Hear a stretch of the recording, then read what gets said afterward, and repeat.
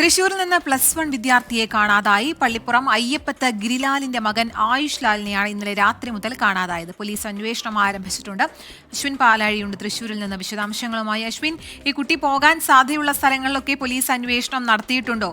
എന്താണ് വീട്ടുകാർ പറയുന്നത്?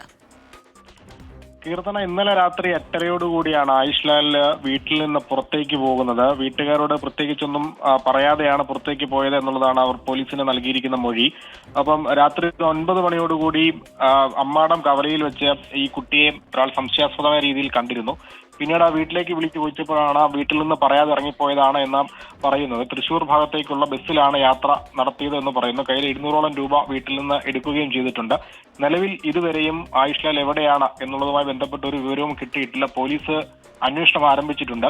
വീട്ടുകാർ പോലീസിനോട് പറഞ്ഞിരിക്കുന്നത് മൊബൈൽ ഫോൺ വാങ്ങി നൽകുന്നതുമായി ബന്ധപ്പെട്ട് വീട്ടിൽ ആയുഷ്ലാൽ ചില പ്രശ്നങ്ങൾ ഉണ്ടാക്കിയിരുന്നു. വാങ്ങി നൽകാത്തതുമായി ബന്ധപ്പെട്ട് തർക്കങ്ങൾ നിലനിന്നിരുന്നു. അതിന് പിന്നാലെയാണ് വീട്ടിൽ നിന്ന് പോയത് എന്നുള്ളതാണ് പറയുന്നത്. എന്തായാലും ഈ കുട്ടിയെ കണ്ടുകിട്ടുന്നവർ ഏറ്റവും അടുത്തുള്ള പോലീസ് സ്റ്റേഷനിൽ വിവരം അറിയിക്കണം എന്നുള്ളതാണ് ബന്ധുക്കളുടെ അഭ്യർത്ഥന. പോലീസും സമാന്തരം അന്വേഷണം നടത്തുന്നുണ്ട്. വീട്ടിൽ നിന്ന് ഇറങ്ങുമ്പോൾ കറുത്ത ഷർട്ടും നീല ജീൻസുമാണ് ആയുഷ്ലാൽ ധരിച്ചിരുന്നത് എന്നുള്ളതാണ് ബന്ധുക്കൾ പറയുന്നത്. എന്തായാലും അന്വേഷണം ഊർജ്ജം നടത്തുന്നുണ്ട്. എറണാകുളം, പാലക്കാട് അടക്കമുള്ള ജില്ലകളിലേക്കും ആയുഷ്ലാലിന് വേണ്ടിയുള്ള തിരച്ചിൽ നീട്ടിയിട്ടുണ്ട്. കീർത്തന, അശ്വിനെ, ഈ സംശയാസ്പദമായ സാഹചര്യത്തിൽ കണ്ടുവെന്ന് പറയുന്ന ആൾ അത് എന്താണ് അതിനെക്കുറിച്ച് പറഞ്ഞത്? കാരണം അങ്ങനെ ഒരു ലീഡ് കൂടി പറഞ്ഞു കഴിഞ്ഞാൽ ഇത് കേൾക്കുന്ന ആർക്കെങ്കിലും അങ്ങനെ ഒരു കുട്ടിയെ കണ്ടാൽ തിരിച്ചറിയാനാവുമല്ലോ.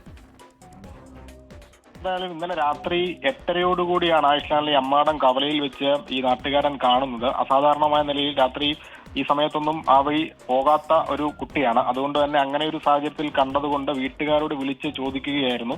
മകൻ ഇങ്ങനെ അതുവഴി പോകുന്നത് കണ്ടല്ലോ, എന്താണ് പ്രശ്നം എന്ന് ചോദിച്ചു. അവനോട്, ഈ ആയുഷ്ലാലിനോട് അദ്ദേഹം സംസാരിക്കുകയും ചെയ്തിരുന്നു. എവിടെ പോവുകയാണ് എന്ന് ചോദിച്ചപ്പോൾ കമ്പൈൻ സ്റ്റഡിക്ക് വേണ്ടി പോകുന്നു എന്നുള്ള ഒരു മറുപടിയാണ് നൽകിയത്.